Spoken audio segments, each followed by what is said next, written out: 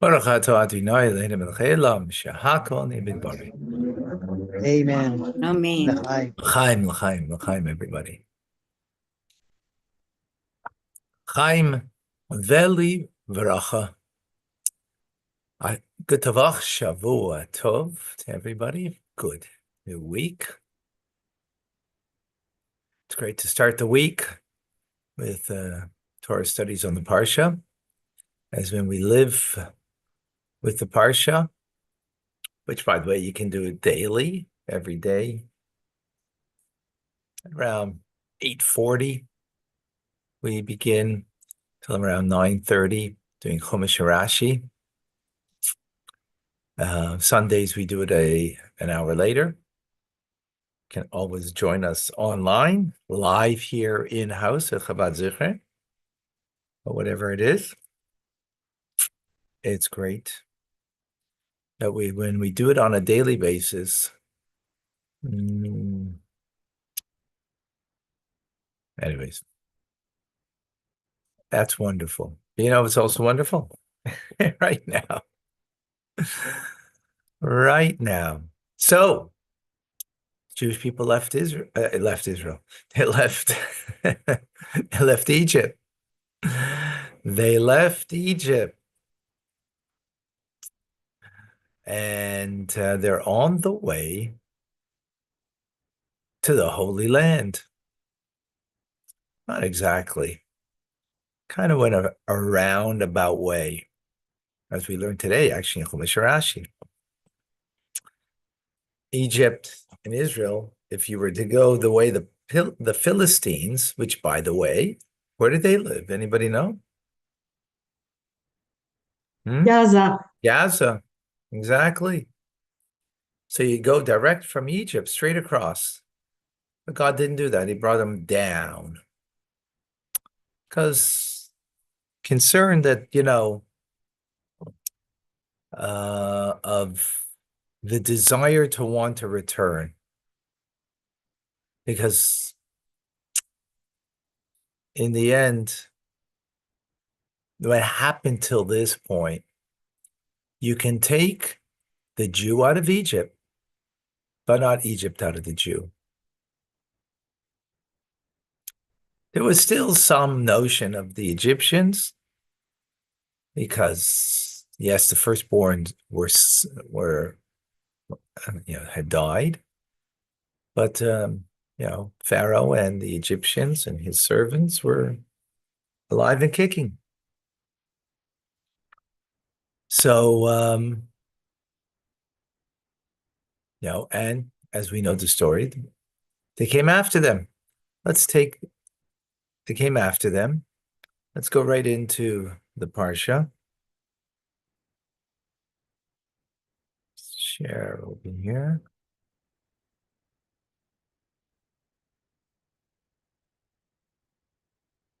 Here we go.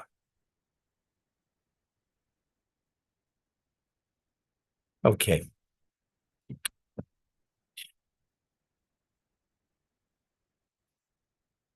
So it was reported to Pharaoh that the people had fled. And Pharaoh and his servants had a change of heart toward the people, and they said, What have we done? Have we released the Israelites? I've released the Israelites from serving us.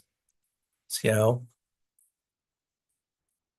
as they say about Abraham Lincoln, that he woke up the next morning after his, they say, I mean, I don't know if they say this is a joke or they say not as a joke, whatever, it doesn't matter. I released the who? So where did that come from? From Pharaoh. Remember the Jewish people said, and we're not going to get off on that now because it's in the Tanya, we addressed that, to go out for 3 days and to bring and to serve God with offerings, 3 days out from Egypt. Well, it's the fourth day, and they haven't returned. So the report came back. So Pharaoh harnessed his chariot and took his people with him. Took 600 select chariots and all of the chariots of Egypt, with officers over them all. You're in there? Yeah, okay. Can I see what it looks like? Yeah, excellent. Why on the side like that? Okay. And God hardened the heart of Pharaoh, king of Egypt, and he chased after the children of Israel, and the children of Israel were marching out triumphantly. The Egyptians chased after them and overtook them, encamped by the sea. Every horse of Pharaoh's chariots, his horsemen, and his force, beside Pi Chiros, in front of Baal Zephon. Pharaoh drew near.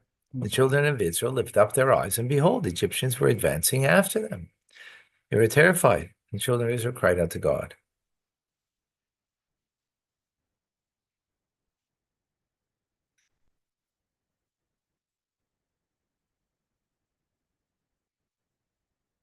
Then, skipping a few verses, Moshe said to the people, "Don't be afraid, stand firm and seek God's salvations, and he will bring about for you today. For the way that you have seen the Egyptians is only today, but you shall no longer continue to see them for eternity. God will fight for you, and you shall remain silent." Okay. So remember, we're learning Rashi in Chumash, and we're going to zero in on a Rashi and try to understand Rashi's commentary. So it's on the words, and the children of Israel cried out. Vayitzaku is the Hebrew term, right? What does that mean, that they cried out? Oh, sorry, I missed that over here. Okay. So Rashi, quoting to the verse, and the children of Israel cried out, they seized the occupation of their forefathers. Concerning Avraham, the verse states, to the place where you stood before God. Concerning Yitzchak, the verse states to talk in the field. Concerning Yaakov, the verse states, and he encountered the place. Okay. So, does anybody have any questions here before I go into the Rebbe's Sicha and the Rebbe's questions? Do you have any difficulties in Rashi? Remember, and let's put on blinders. We're learning Rashi. We're not learning ourselves, our own ideas, or even if you have a wonderful medrash to share with us. It's wonderful, but we are going to put on blinders so we could understand Rashi and Rashi only. So in the words of Rashi here, what difficulty would you have? Anybody? Unmute yourself and feel free to express yourself.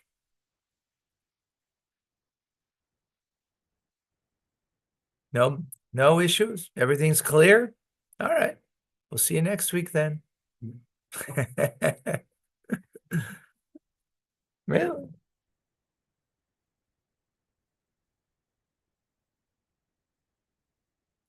Nothing that grabs your attention.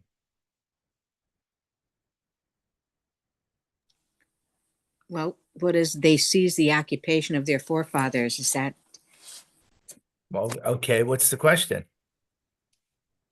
what does that mean? Okay, good. Okay, we're getting somewhere. Thank you, Diane. What does that mean? Like it sounds cryptic. Mm-hmm. Right. Were they all in the same place, but they did different things? This is at the sea, right? This is at the sea. Remember, Yeah. we're Rashi is explaining one word here, vayitzaku. He's not explaining anything else. So what anything else, unless it's in context to what he's explaining here, is irrelevant. Right? No, right. So they're by the sea. So how could they be in all these places? They weren't by the sea, were they? What do you Were mean? all They were these- by the Sea of Reeds. The Egyptians were coming behind them, right? Right, but all these patriarchs, were they at the same place? Oh, no, no, no, no, no, no, no, no, no. Okay. The Rashi says they seized the occupation of their forefathers. Where do we see our forefathers that they occupied themselves in this occupation? These are examples of where they occupied themselves. Okay. So first of all, Diane has a good question. Let's answer her question first. That's not such a difficult one to answer. What does it mean they seized the occupation?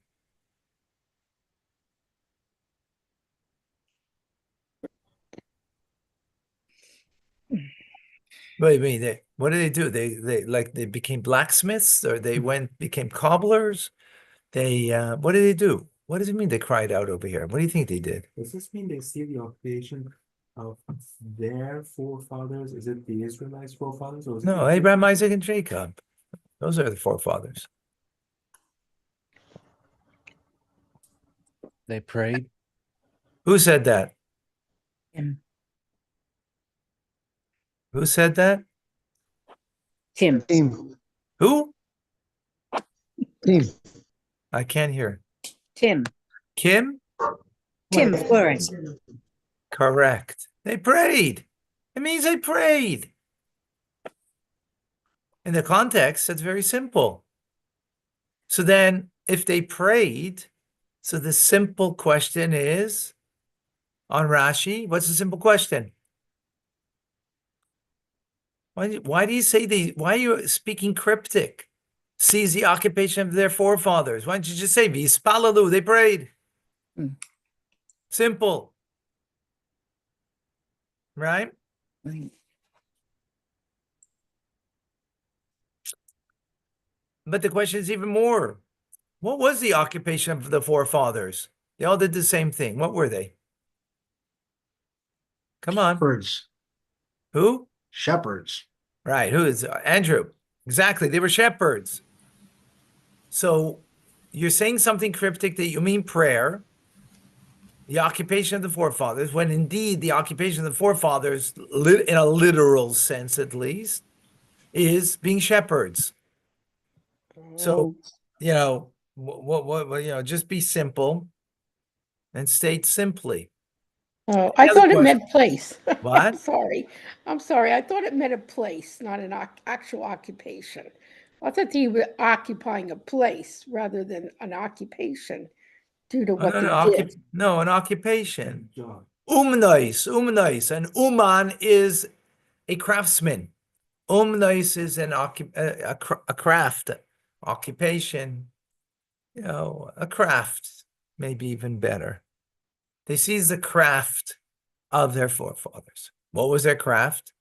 They prayed. Okay, now we're getting somewhere. Question, isn't Amanut art? That is not art a craft? Yeah, but that's what I'm. Okay. That's Okay, what I let's keep it simple. Right? Every Hebrew word I has know, going a from modern, contextual in its context, then we understand what it means. Some places it means an artisan, art. It depends how the word is being used and the form of the word, right? So you're 100% correct, Elise. Okay? We're good? So Well, actually, we're not good because we have questions. Okay, further questions is now Rashi wants to prove that our forefathers prayed.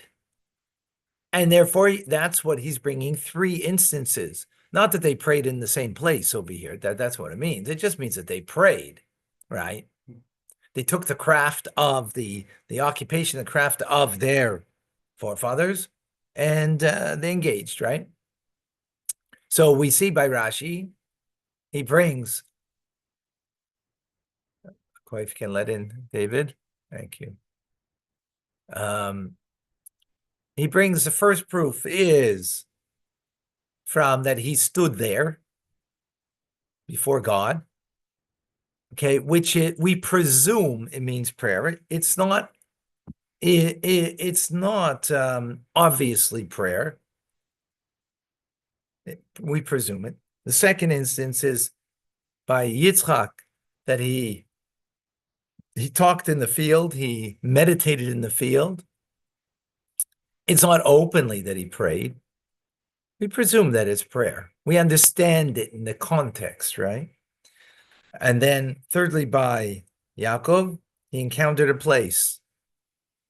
Vivka b'malkum, that's where he went to sleep and he had the dream of the ladder, the angels coming down and up.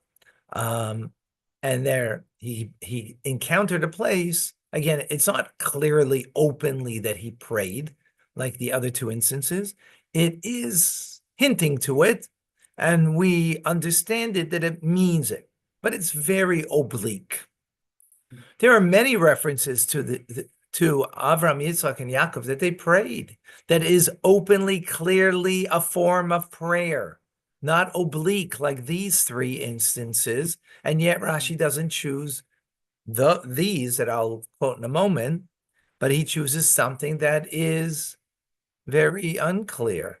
For example, when Avram prayed to God to spare Sodom and Gomorrah, that was clear, pleading to God, praying to God. When it was by Yitzchak and Rivka, they were in two corners of their house, praying to God because Rivka was barren. So they were clearly, it says clearly that they prayed to God. Mhm.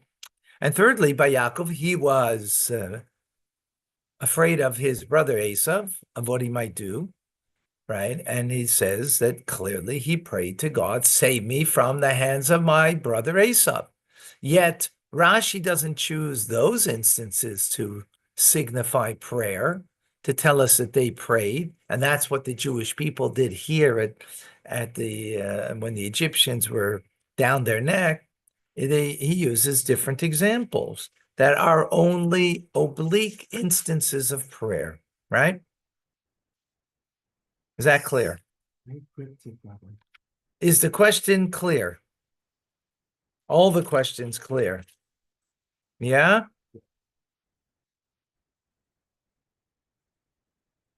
Now, just to let you know, other commentators say, not like Rashi. They say v'yitzaku, that they complain to God.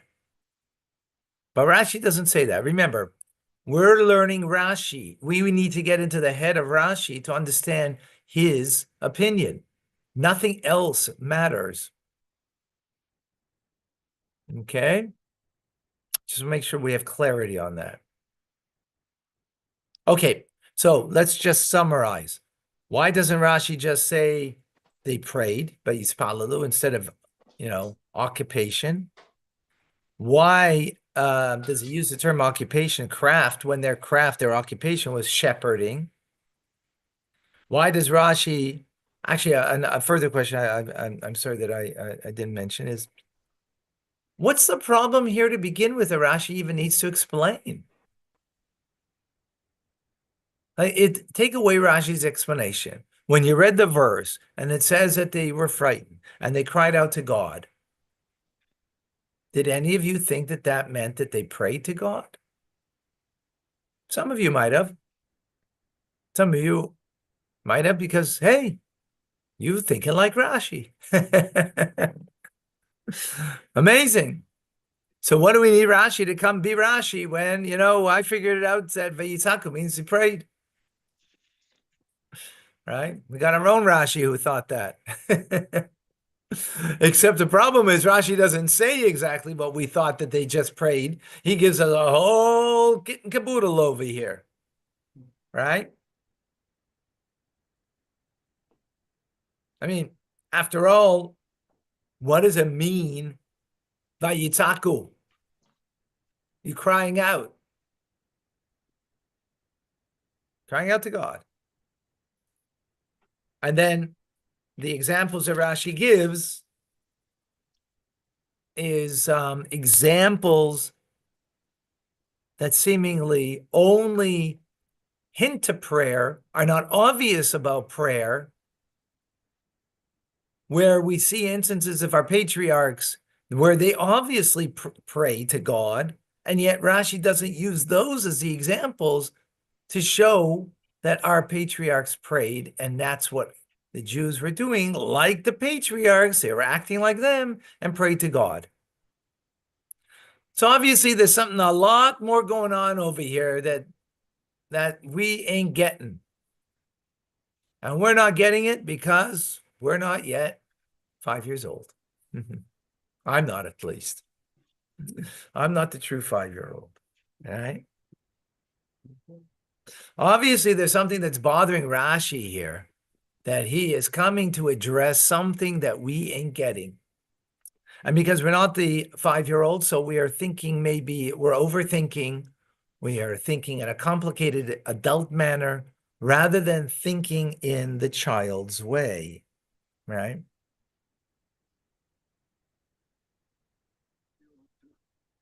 What does that mean, that we're not thinking like the child's way? Meaning kind of simple, right?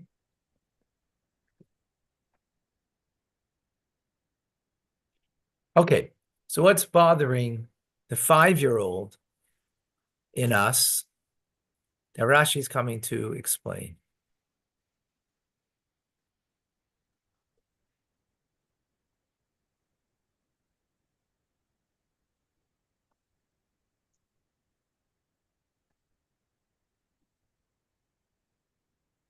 Okay.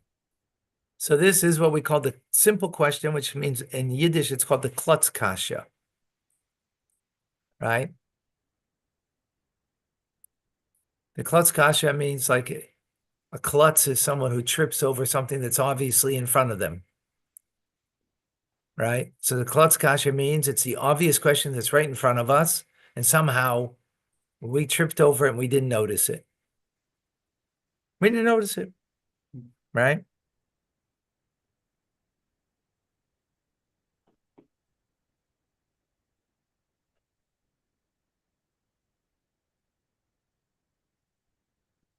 So Vispalalu, they prayed.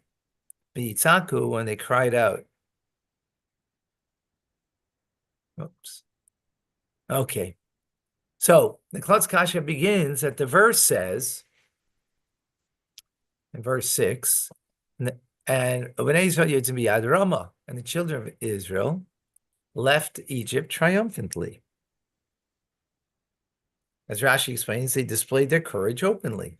They knew that the Egyptians were going to come after them, but they weren't afraid. They marched triumphantly. Why weren't they afraid? Because they knew that God had promised them that they'd be taken out of Egypt and they'd be brought to Israel. They knew the Egyptian would be crushed by 10 plagues. So they don't really have a fear for the Egyptians. Okay. That's how they left Egypt, right? But 7 days later, something changed. What changed? What suddenly began that the Jewish people start to pray because the Egyptian army trapped them near the Red Sea? Is that what happened? So we have a maman of Shach, a Talmudic yeshiva terminology. The maman of Shach means, any way you don't want to look at it, we have a challenge, a difficulty over here that we need to understand. They went out triumphantly. They believe, that what their destiny is, about to unfold. But all of a sudden now the Egyptians are coming after them, and they're frightened and they're crying out to God. So if they lost faith, in other words, they had faith, but then they lost it. Okay, that happens. People go through things, right? People went through a Holocaust. People went through Gaza, whatever it is, right? And you could lose your faith. So if that's what happened, that the Jewish people kind of lost their faith, then Okay, remember, we're learning according to Rashi, right? Then what? Then what would happen? You wouldn't cry out to God. What would you cry out in prayer? Well, you wouldn't pray to God, rather. You might complain to God, but Rashi doesn't say they complained. Right? On the other hand, if you come out triumphantly and you see the writing on the wall of your destiny, why are you crying out to God in prayer? You believe. You know what's happening.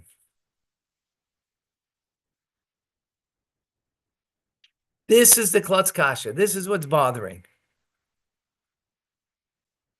Need a show of hands over here. Is that clear? Is that clear, the issue, the question here? Who can repeat it to me? Anybody? Not all at once.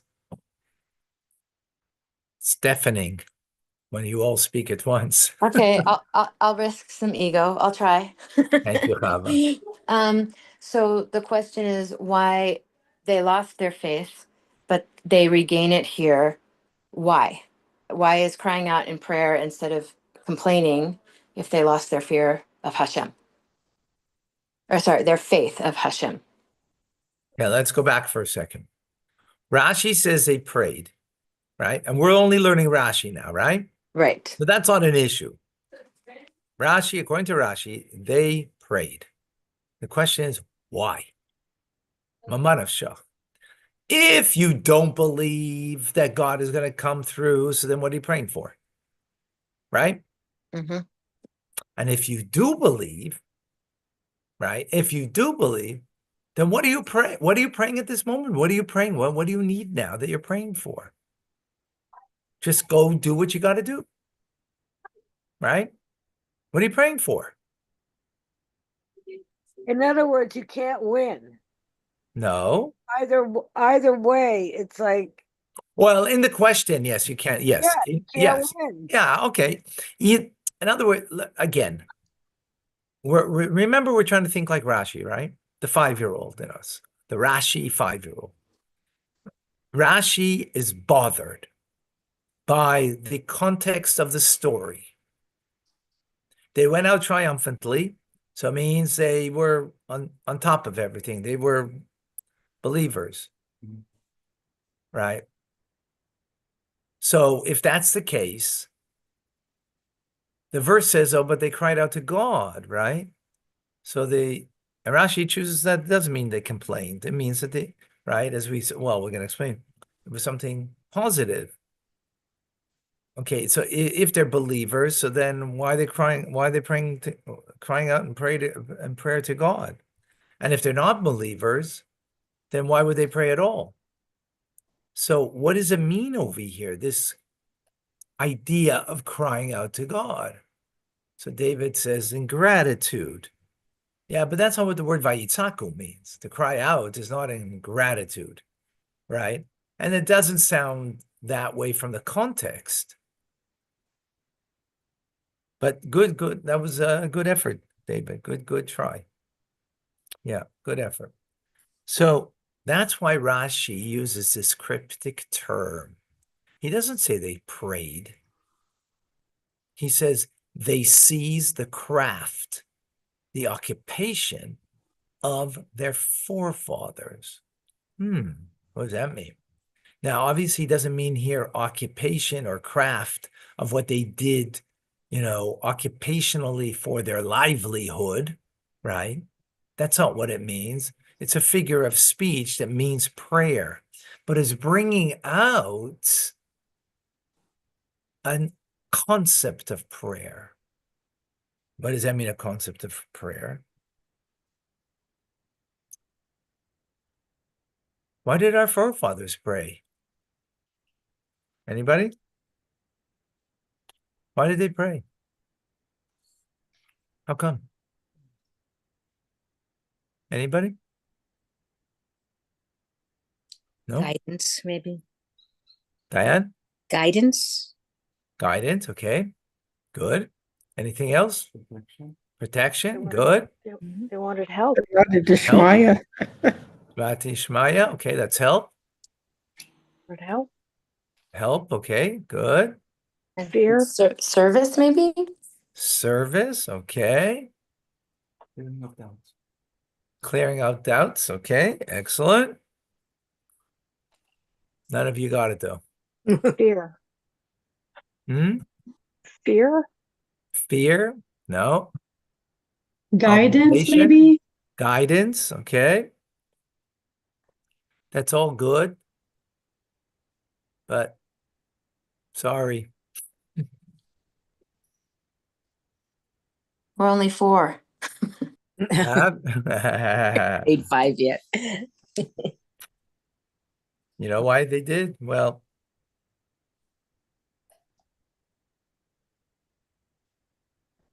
Connection. hmm?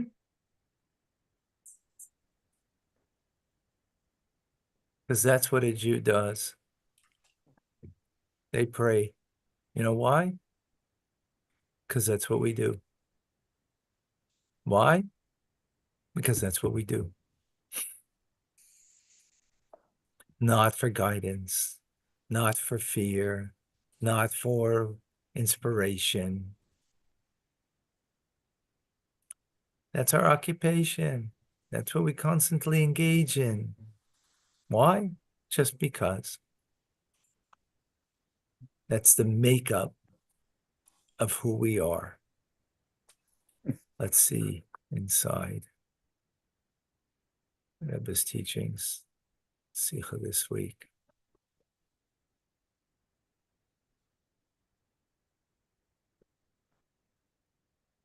Therefore, Rashi employs the phrase, they seize the occupation of their forefathers. Our forefathers not only pray in times of distress or in circumstances that called for prayer to God, like guidance, fear, distress, and so on. Prayer was their occupation. They constantly prayed to God. We find the same is true about the children of Israel, children who follow the path of their forefathers. They too prayed to God, though God had already promised them to bring them to Israel. So this, Rashi says, triggers and gives us a profound shift in the way we think about the story of at the sea. Right? Usually we think of the story as the Jewish people were desperate. They were at the verge of defeat. This is it. And on some level there is a truth to that. But that's not in this moment and what the teachings the Torah is giving us right now. As the Rebbe frames it, completely different. Our ancestors, they didn't lose their faith in God's promise. They didn't waver. Now, does that mean they weren't afraid? They were. The verse says they were afraid. It's sort of like if someone steps on your toe, ow, it hurts. Does that mean you lost belief in God because you have a pain in the moment? So you look behind you, say, the Egyptians are coming. Does that mean you lost faith? No. The natural reaction, right, of the Egyptians.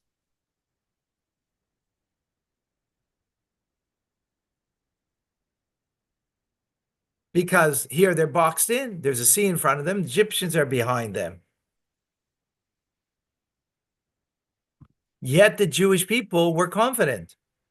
Again, the way Rashi is learning Pshuta Mikra, the simple meaning of the text, right? This is not based on any other commentator or another way to look at things, which you could.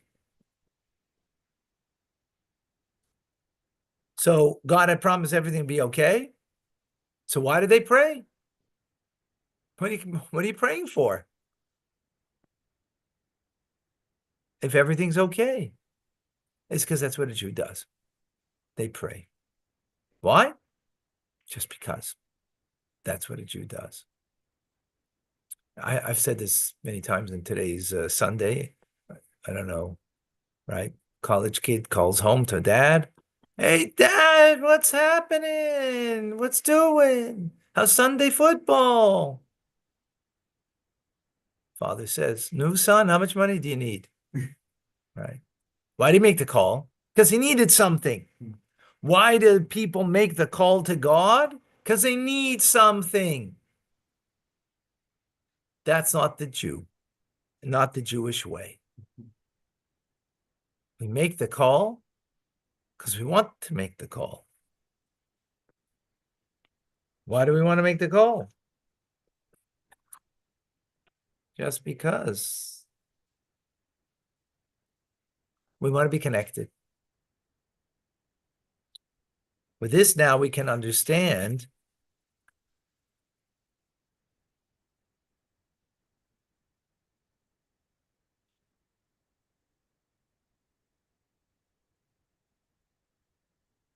why Rashi gives the 3 examples of other patriarchs from places where they didn't pray for a specific need. Because then you might think that, well, that's what prayer is all about. If you bring examples of where they prayed, whether it was a specific need for themselves or for Abraham for Sodom and Gomorrah, if it was, or personal, Isaac prayed for a child, and Yaakov prayed for salvation from his brother Esau, who was after him. Whatever it be, you might think that, well, you pray, of course, because you need God's salvation. So Rashi doesn't bring instances that you might think that that's the only reason they prayed, but he brings from places that they prayed. Why? Well, because that's what they do. Abraham had designated a place where it was his custom to pray. His prayer was not necessarily about something specific, a problem. Rather, he prayed because prayer was his occupation. It was like a money changer. When money changers have customers, they change money for their customers. When they have no customers, they change money for themselves. Similarly, prayer was an occupation for our ancestors. It was their life and delight. It is said about the Jews that the voice of prayer is the voice of Yaakov. This doesn't mean that prayer is only our last resort. Rather, prayer is our entire life. The same was true with Abraham. He had a designated spot where he prayed all the time. So our forefathers prayed just because that's part of our DNA. Actually, the word emunah, to add over here, the word emunah means faith. And here it means a craftsman, right? It means they took the occupation, the craft of their forefathers. So how does faith and craft come together as the same idea? Because a craft, an occupation that a person has, is a talent that they have. They just have to hone the talent. They have an inner talent, as you mentioned earlier, Elise, right? Of artisan is a umanot, and means they have a talent, and they just have to hone the talent in order to become really good at it. That's the craft, that's the occupation. So here, this is the craft of the Jew, of the soul, is that we have a talent for prayer. Why? Well, it's part of the DNA of the soul, so therefore we pray. Why? Just because. To connect. Right?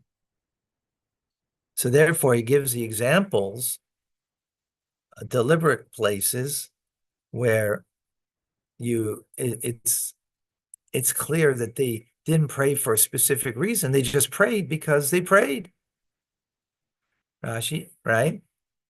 Rashi therefore explains the Rebbe, deliberately quotes the passage where Abraham stood, as we just explained, and Isaac went to talk in the field, to meditate. Actually, it's more meditate in the field, right? Why? Just because, right? That's part of the DNA. That's part of our faith, emunah, uman, right? It's a craft that we have, a talent that we have to hone the talent. How do we do it? Well, speak to God. Then you're making your talent a greater talent and you're fulfilling and you're doing your occupation. And Jacob, it says, he encountered in a place. Why did he pray? Just because each of these instances, nothing in particular, caused them to pray.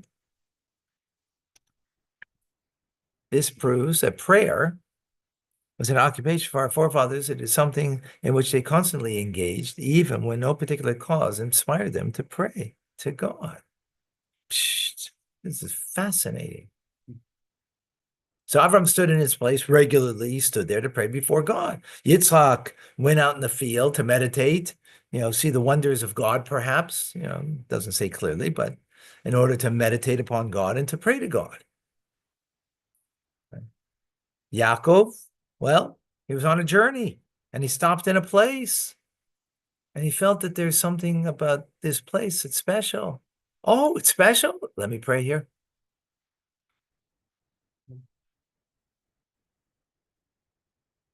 Therefore, they constantly did this. So, why did Rashi say then to answering our 4 questions? Well, every week seems like we have 4 questions, So Rashi's point was that they prayed not for any particular reason, but just because, like their forefathers' prayers was their occupation. It wasn't just their occupation, what they did, but as deeper, it's their craft. And as we said, a craftsman and an occupation also ultimately is a craft that you have. And by, constantly engage in that occupation and that craft, you hone the talent and you just become better at something that you already have a talent for. And that's why, it's good to go into an occupation that you have a talent for, because that becomes a craft that you hone that skill. So we, as a Jewish people, have a talent to connect to God. And that's what prayer is. Right? So the Rashi doesn't mean prayer was how our forefathers earned a living. Rather, they were constantly occupied in prayer. Rashi chose this oblique text because they are only texts that demonstrate that the forefathers always prayed. And the other texts only show that they prayed when they had a reason to, which of course doesn't mean you shouldn't pray to God when you have a reason. Of course you do. As I tell everybody, right into the Rebbe for a bracha to the Ohel because you need something. But it comes, Yud Shvat will be this Shabbos. So before or after Shabbos, right into the Rebbe, not because you need something, because you want to connect to the Rebbe, period. As you want to connect to God, period, you pray. So also, auspicious times, or can be any time, that the truth is, because you want to connect. Rashi comments on the fact that they prayed because they had no reason to pray after God promised that they would be okay. Wow. And therefore, it's not self-explanatory. Rashi has to explain, because if he doesn't explain, you would think that they prayed because they were in distress. And that's the chiddush of Rashi. Then no, it's not because, it doesn't mean that it wasn't a stressful moment. It doesn't mean that they didn't have some sense of fear. But that's not why they prayed. It was, hey, chevra, it's mincha. Come, we got to pray. It's mincha. So they called mincha. They prayed.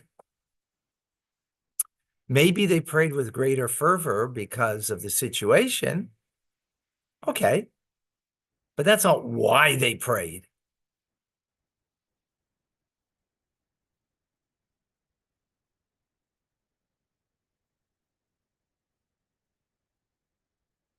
That's very powerful. So with this, then we can discover a new dimension to prayer. It's not about God merely being the sugar daddy that fills our needs, which, by the way, he is. Not taking that away. But we are not merely relegating God to that, right? But it's about connection. And to someone you love, you want to connect. If it's someone you need, from. So you call them because, hey, Dad, I need some money. Hey, Mom, I need something from you. Yeah, I need lunch. Right?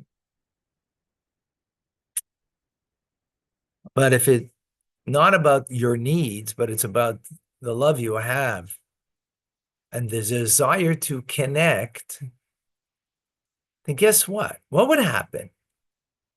You're going to find whatever you can, an opportunity to connect.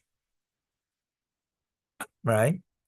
So Jews have 3 times a day, at minimally, if not more, by the way. Yeah. To connect. Why do we want to connect? Just because. Actually, just because it's a part of my DNA. So therefore, just because. Right.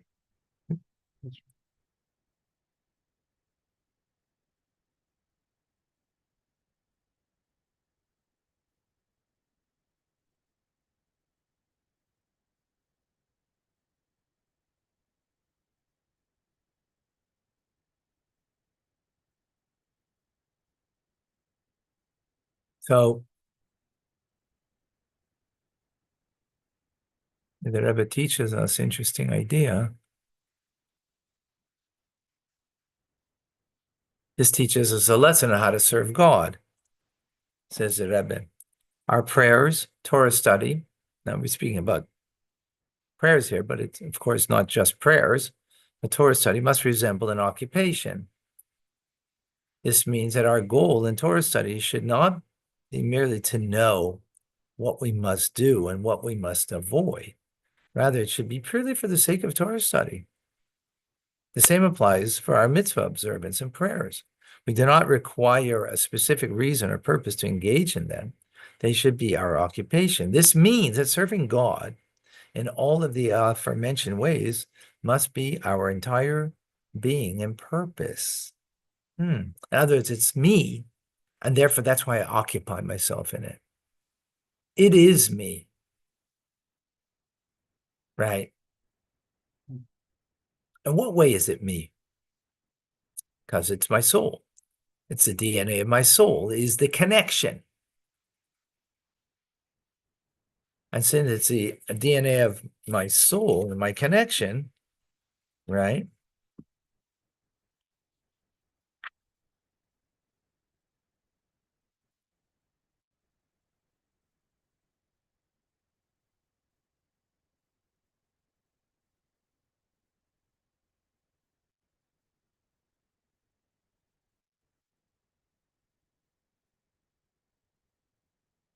As the Rebbe says, the Zohar says, 3 knots are tied to each other, the Jew, the Torah, and God. The Jew is tied to Torah, and the Torah is tied to God. So says the Rebbe. We study Torah for the sake of the Torah as God and the Torah are connected. Moreover, Torah is like one with God. Our sages taught that the first words of the 10 Commandments, Hanechi, I am God, is an acronym, Ananashi Ksavis Yahavis, which means I place myself in Scripture. In other words, God's very being is in the teachings of the Torah. God placed and scripted his very self into the Torah. By studying Torah, we take God. We're connected. Right? We're connected. Prayer is a direct, undisturbed communication and connection with God. The word tefillah in Hebrew, is prayer, comes from the word to join, to unite. That we join and unite with the oneness of God. That's unbelievable. Now, again, does that mean we don't ask for our needs? But that's not the main point of prayer. The main point of prayer is that connection that we have, right?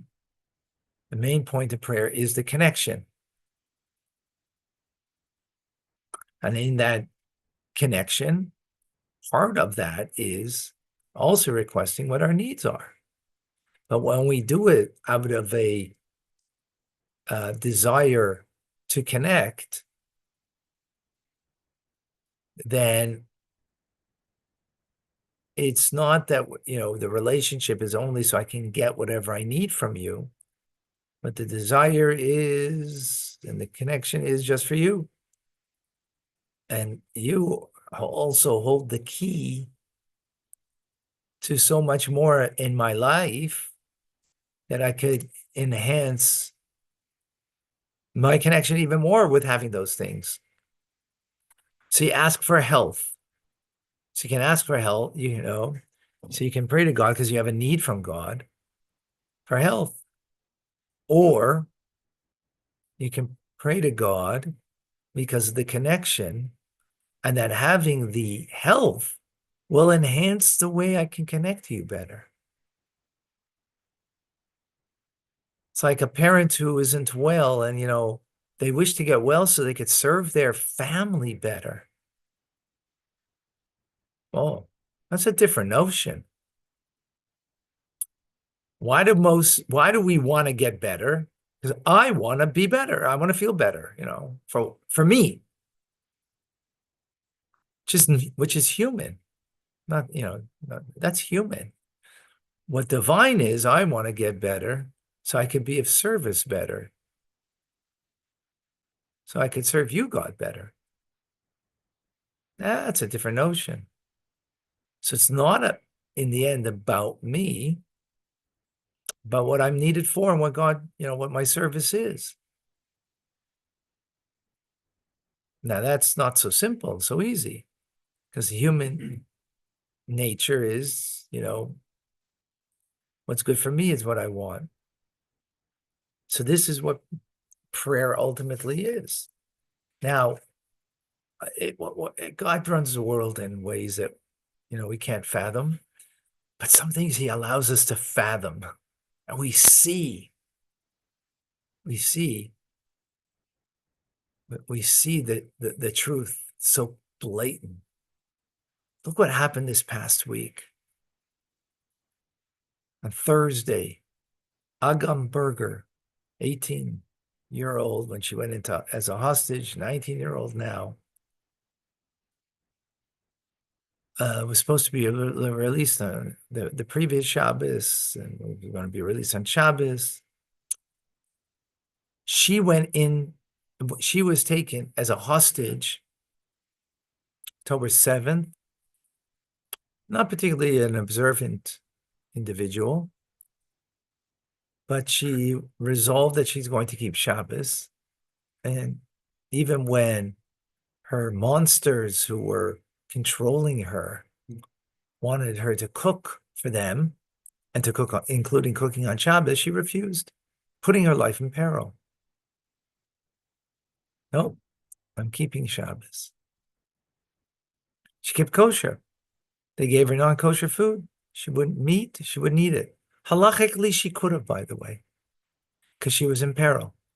In such a situation, the halacha is that if to survive, you have to eat non-kosher food. You eat non-kosher food. But no.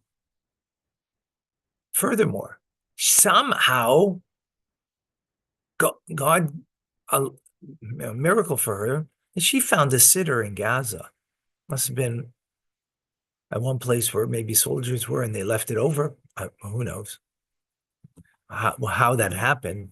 But the fact that she found it is itself. And she prayed. She prayed and she prayed. Now, did she pray for release? For sure. Of course she has to. She's a hostage.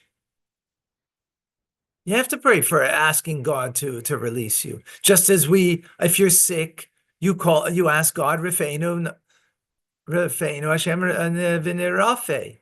Heal us, God. God is the healer, and we will be healed. See, we ask him. And she wasn't making the call to God for merely being healed.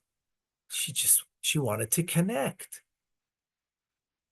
She wanted to be united, to be bound up. Was there an urgent need in the moment? Absolutely. No question about it. I don't, I can't tell you exactly what was in her heart and what she was exactly praying for, but by what it seems to be is like, I would even suggest that, her release was because I want to be released only, not just like, give me my freedom because that's what I want. Now, isn't that what everybody would want? Of course. But just as she was driven by something greater than just, her personal needs to be fulfilled, in the fact that she kept Shabbos and kept kosher, to a level and a degree and a commitment that is like, wow. I mean, like, can't get sweeter. I don't know how you get sweeter than that. In the bittersweet situation that we find ourselves in with the hostage deal. But this is like so beautiful. So she prays because, she's a Jew. That's what her forefathers did. That's what her forebearers did. Maybe she wasn't, she didn't do that too much till now. Well, just like our forefathers, here Rashi is Machadish, right? As brings the nuance. Our forefathers, they prayed just because, right? That's part of the makeup of who we are. Now, was that all of the Jews? No, not until this moment. It was great Jews who was, but at this moment it became all the Jews. The truth is, even at this moment, it's not complete because this is before Mount Sinai, right? Before it's completely embedded in the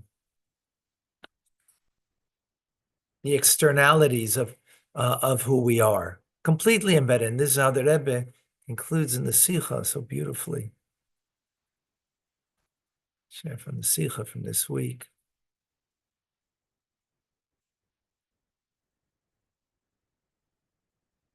The Rebbe says, pay no heed to your fellow Jews' outer appearance, even if he or she seems to have no connection to Torah, prayer, etc.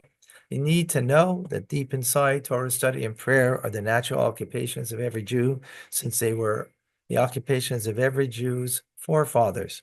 It is just that this truth is concealed. Our task is to tease it out of concealment into revelation. So you see a Jew's covered with tattoos. They have long, wild hair. They're steeped into other isms and not Judaism or not Hasidism, even better, right? They seem to be far removed from anything traditionally Jewish. They seem to be. But that's only the externality of who you are seeing. Because deep down, they have a Jewish soul. And that Jewish soul is connected to God in a way that part of the DNA of who they are is that prayer, they want just to connect. Torah study, they want just to connect. Not that they could be wise sages of Israel. Yes, be wise also. Absolutely. Be learned. Know what to do or not to do in Jewish life. But they want it because through that, part of the DNA of who we are, and they want that connection. So therefore, when we are smart enough not to look at the externalities, but look deep down in the Jew, guess what will happen? You'll bring out the Jew in the Jew. If you just see the fact that they have earrings, they have tattoos, they look like this, like that, and you put them in a box and place them there and judge them, then you allow them to remain there. Perhaps the only reason you met them is in order that you could, for yourself, see the neshama, the soul that they have. And that soul is in perfect faith with God Almighty, with Torah and mitzvahs. They don't recognize it yet. Fine. But you recognize it in that person. then you just, in a pleasant manner, not berating the person, you berate a person because of their ills, because you're seeing the externality of the person. But if you are in touch with the neshama of that person, you're not going to berate them. You can embrace them and bring them closer, because deep down, that's who and what they are, until they eventually will find and see that this is their craft, this is their occupation, this is what they constantly want to be engaged in, because this is who and what they are all about. Any questions, any comments, any thoughts?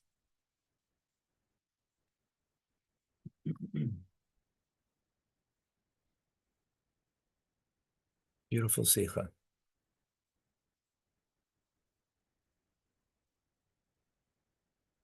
All right. God bless you all. TRC shortly. Thank you. Thank you. Thank you. God bless you all. Thank you. Agita. Fine. Shabbat tov, everybody.